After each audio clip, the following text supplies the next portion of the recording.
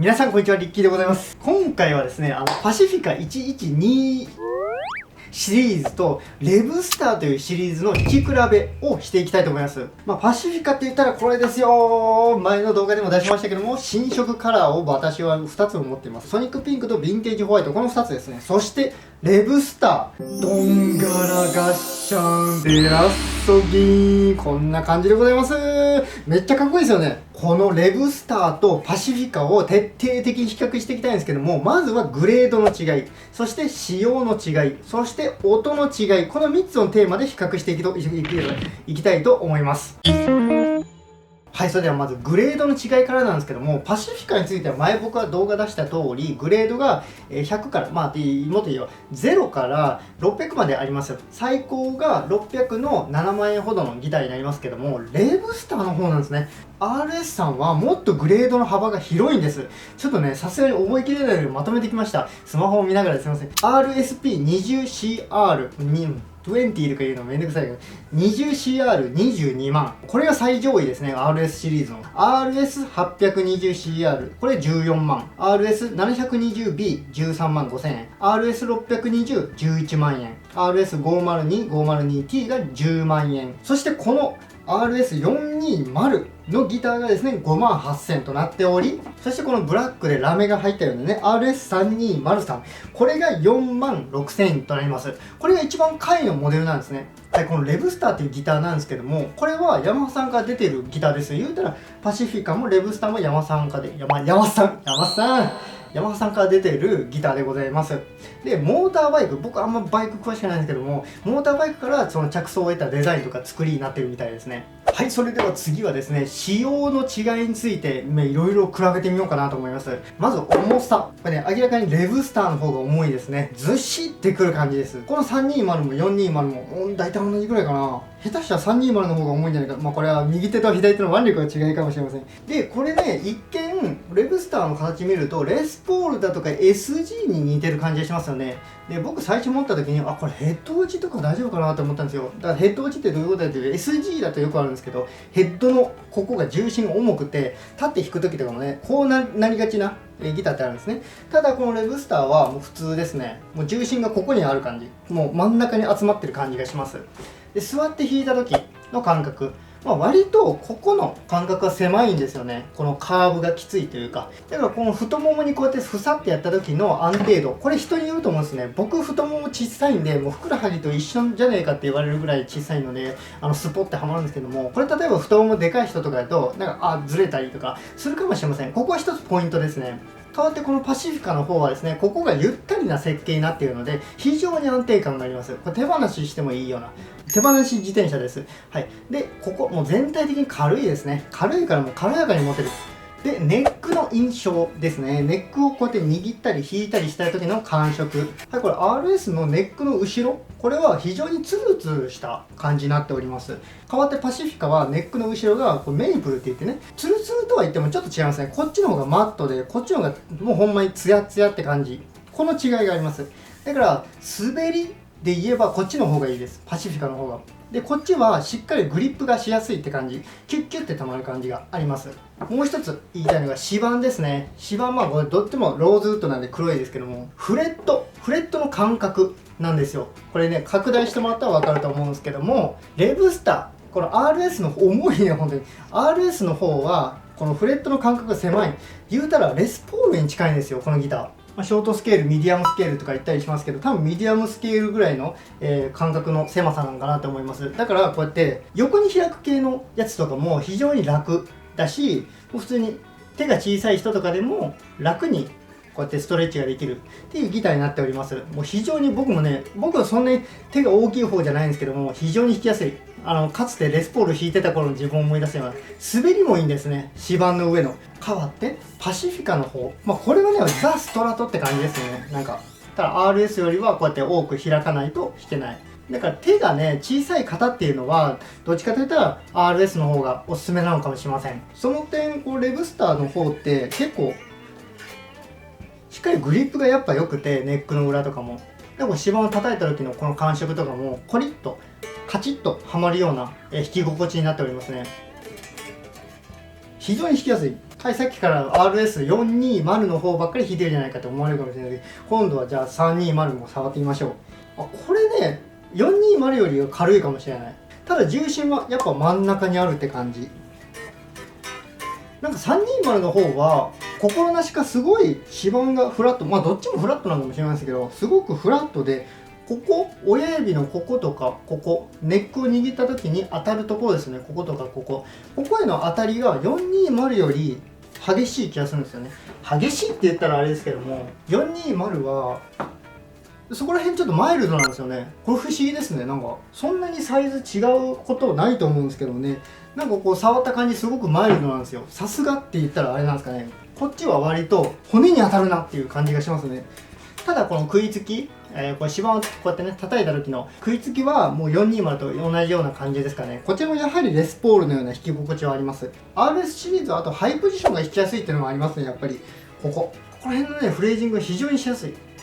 これ普通のレスポールとも違う、パシフィカのようなストラットとも違う、ハイポジションの弾きやすさ。これなんでこういうことができるかっていうと、見てください。カッターウェイとかいう造形になってるんですけども、これによってね、こう親指側もこちら側もハイポジションのところにスムーズに入り込むことができる。で、あとはこういうふうにネックの裏もね、こうスムーズな回り心地になっているので、ここがつかみやすいってことなんですね。で、パシフィカ、これハイポジション弾けないのかって言ったらそうではないんですけども、やっぱりレブスターに比べたら弾きにくさはあります。なんでかって言ったら、ここね、やっぱこっちは削られてるからいいけど、こっちはあんまそこまで削られてないじゃないですか。だからここで止まっちゃうのと、あとは裏もこのように四角くなっているので、少しハイポジションの弾きやすさは、ここは軍配がレブスターに上がるかなと思います。で、パシフィカはですね、このようにですね、メイプルとローズウッドっていう指板の違いがあります。これ、色が違うだけじゃなくて、音にも影響されるんじゃないかってよく言われます。そういうのもですね、この後の音の比較の時にいろいろ見ていこうかなと思います。ペグの配置違うんですよ、これ。パシフィカはこう全部並列に並んでる。こうやって、1、2、3、4、5、6本。ペグがね、まっすぐ。こっちはね、なんか虫みたいな配置になってるんですよね。3本ずつ、両サイドに。重い筋トレになる。1、2、1、2。だからこれね、弦交換するとき気をつけてくださいね。これレスポールとかと同じなんですけども、弦を巻く方向がこれ3本ずつ違うんですね。だからそれだけを本当に気をつけてください。そしてネックの中のトラスロッドを調整するやつはどちらもヘッドのところのカバーを開けるとトラスロッドを調整することができます。こっちの方はネジ1本なんで簡単ですけども、こっちは3本分あるので、カバーを開ける手間で言ったらこっちの方がやりやすいっていうことですかね。はい、そして次はですね、ピックアップ。やっぱりギターを語る上で欠かせないのはピックアップの配列ですよ。はい、レブスター RS はですね、ピックアップ、ハムバッカーとなっております。フロントとリアにハムバッカー、ハ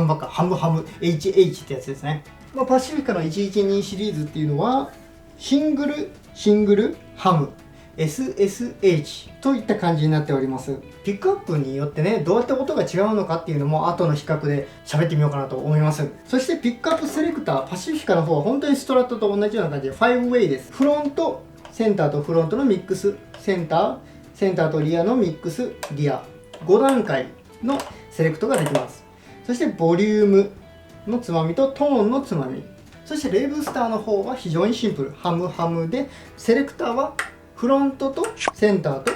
リアでボリュームノブ、そしてトーンノブの方、これ420に限ってはトーンノブをタップすることができます。これの効果は後で言います。で、320の方はですね、ハムなんですけども、さっきのハムとはちょっと違うんですね。ちょっとこれビニール袋貼ったものですけど、この420の方のハムっていうのはカバードって言ってカバーされてるんですよ。なんかコイルがむき出しになってるやつが普通のハムバッカーみたいな感じなんですけども、でこっちがカバードでカバーされてるんですよ。こういうことになります。で320に戻りまして、3ウェイ、ボリュームつまみ、トーンつまみで、こっちのトーン、320の方のトーンはタップすることはできません。どんだけ引っ張ってもただこのね、ノブが取れるだけです。で、こう420の方のノブって金属みたいな感じになってるんですよ。金属ってなんだこれ、アルミよくわかんないですけど、こんな感じになってて、320の方はこういう風に、これプラスチックっていうのかな、何でできてるのかわからないですけど、メモリが書いてるんですよね。0から10までメモリがある。だから今自分がどのメモリに設定しているのかが320の方分かるっていうことなんですね。でここら辺は320の便利なっていうか優しいところですね。こういう細かいところもね、どっちのデザインが好きかみたいなこともありますし、変えたければ後で自分で変えることもできますしね。はい、そしてトレモロユニットについてなんですけど、これパシフィカの方はアームをつけることができます。トレモロアームバーをつけるところがあります。これでぐるぐるぐるってやってアームイングすることができます。ということは、この裏側を開けるとバネがあって、そのバネの張力も調整したりして、可能な限りアーミングプレイを快適にする必要があるんですけども、そういったプレイができるということですね。RS の方はもう本当にレスポールのようなテールピースというかブリッジというか、もうそんな作りになっていて、アーミングプレイはすることはできません。でジャックの位置なんですけども、ここです。レスポールみたいな感じです、本当に。でパシフィカはストラトだからここなんかなっていう先入観があったんですけど、普通にここでしたね。こういうタイプのストラトもあるんですね。もう普通にどっちもここでした。でデザインなんですけども、パシフィカはこういう風なカジュアルっていう感じですかね。カジュアルな感じの色があります。もちろん前の動画でも言いましたけども、新カラー5つぐらい出ております。それぞれもう本当にいい色で爽やかな色なんですけども、 RS の方はですね、後ろはこのようにドゥアークなカブトムシみたいな色がありましてね、そしてこのラインですね、このラインがありまして、これなんですね。これちょっと近くで見ていただきましょうか。この木目とこの赤のこのコントラストがたまらないですよね。かっこいい。でこのピックガードは結構抑えめにしておりますね。あんまりこう広げすぎずっていう感じで。でここヤマハの紋章があるんですわ。家紋が、名前は書いておりません。こういうところにロゴは。パシフィカはここにパシフィカって書いております。で家紋がここにインされてますね。はい、ということでグレードの比較と仕様の比較をしてまいりました。じゃあここから本題ってことなんですよね。音の比較とか僕のなりの弾き心地の比較っていうのを実際にやっていきたいと思います。でここで注目してほしいのは、もちろんパシフィカ VSRS、レブスターっていう枠組みの対決でもいいんですけども、もう一つ注目してほしいのが、パシフィカの方でもメープルシバンとローズウッドはどう違うのかっていうのと、 RS の方も58,000円の420の方か46,000円の320の方か、これの音の違いみたいな、レブスター同士のパシフィカ同士の音の違いっていうのもちょっと注目していけたらなと思います。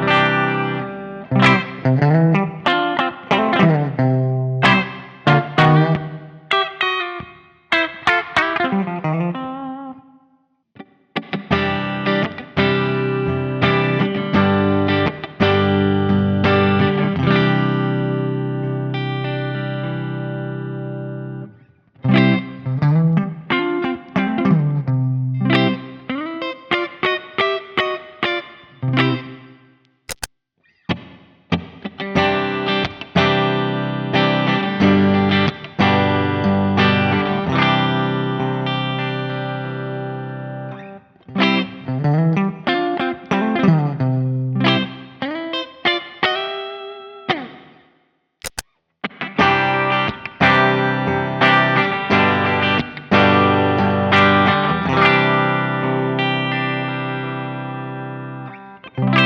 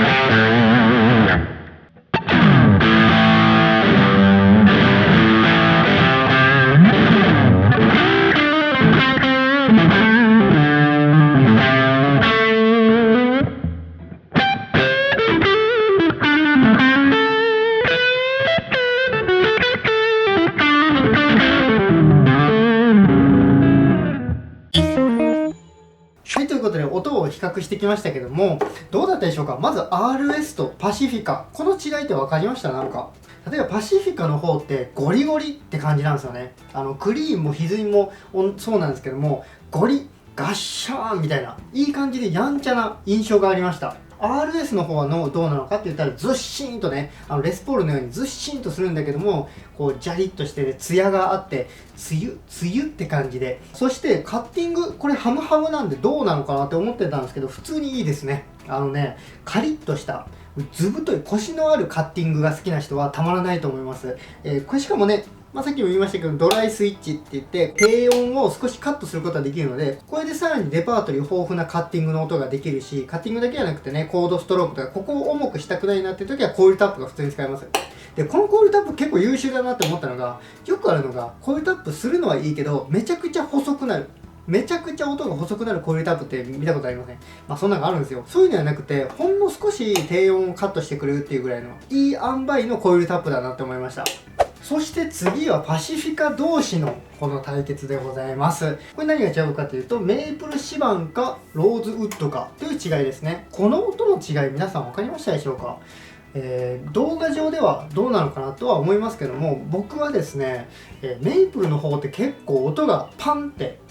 ツンって立ち上がるような感じがして、あとは暴れる、なんか特にメイプルシバンの方は暴れるんだなっていう風に思いましたね。で、ローズウッドの方が意外と落ち着いたようなしっとりとした、音がしました。で、パシフィカの方もコイルタップございます。こうやってね、トーンの方カチンってやれば、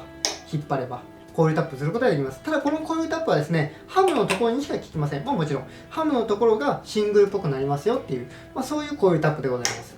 はい、そして次はですね、RS 同士の対決ということで、320と420、重いなマジで、これダンベルみたいなもんですよ。で、この違いどうでしたか皆さん。オープンのピックアップの方の320の方がパワフルはパワフルだったなって思いましたね。420の方は、パワフルというか、パワフルなんだけど、その中でもツヤがあって上品な音だと感じましたね。こっちはもうジャイアンみたいな、こっちはジャイアンのちょっと綺麗なバージョンみたいな、そんな感じを受けましたね。リッキーさんよ、何か一つ君の好きなギターを言ってくれって言われたら、この2本をあげますね。で、これがそれぞれ僕は好みの用途があって、例えばこのパシフィカのメイプルの方ですね、 VM の方 112VM の方は歪ました時とかね、ブリブリっていう感じで暴れてくれるんですよね。こいつはそのハムで歪みで強いんですけども、それはそれでハードとして、こっちはねブリブリガリガリ、なんか普段おとなしいやつが火ついて止められなくなったみたいな、そんな感じのブリブリ感を出してくれるんですね。そういうのが好きで、あとはカッティングする時とかもチャキチャキ感、やっぱ 5A でこのセンターとフロントのミックス、あんま僕使ったことなかったんですけど今まで、もう今回使ってみてね、やっぱいいなって思いましたね。なんかチャキチャキ感ってやっぱこれしか出ないなって思いましたね。で、こっちのレブスターの方はですね、全体的に温かい、クリーンも歪みも温かくて上品っていうイメージがありましたね。意外ともっと強いのかなと思いましたけども、強そうに見えてこっちは優しいタイプでしたね。こっちとは真反対みたいな性格なんですけど、面白いですよね。こっちのレブスターの方はですね、パシフィカの方よりかはその12弦の方、高音域っていうのかな、なんていうのかな、高い弦の方がきらびやかになってくれるんですよね。だからコードとかジャリーンって弾くだけでも邪気で最後まで高らかになってくれる。こっちはなんか1弦2弦あたりで減衰してしまうような気がするんですね。シャキンって鳴らした時に綺麗に1弦までがなりにくいっていう感じがしました。チューニングの安定度なんですけども、一番安定していたのはこいつかなと思います。こいつです。やっぱトレモロユニットとかバネね、後ろに搭載してないから、こっちストラトよりかは全然チューニング安定しますね。ストラトってね、やっぱトレモロユニットとかがあるせいかなんか知らないですけど、6弦をバーンって弾いた時とかも、ストラトあるあるなんですけど、チューニング変わっちゃうんですね。ビンヤン、それが良かったりもするんですけど、ロックで。こっちはやっぱレスポール仕様ってことでね、そういったチューニングの狂いが本当少なくて扱いやすかったなというイメージがあります。ここら辺も本当に個人の好みでね、ストラト派の人からしたら絶対パシフィカだぜって感じなのかもしれないけど、僕意外とレスポール派なので、レブスター今回優勝させていただきたいかなとそんな優勝決める企画ではないですけどね、皆さんはどうだったでしょうかみたいな感じですよ。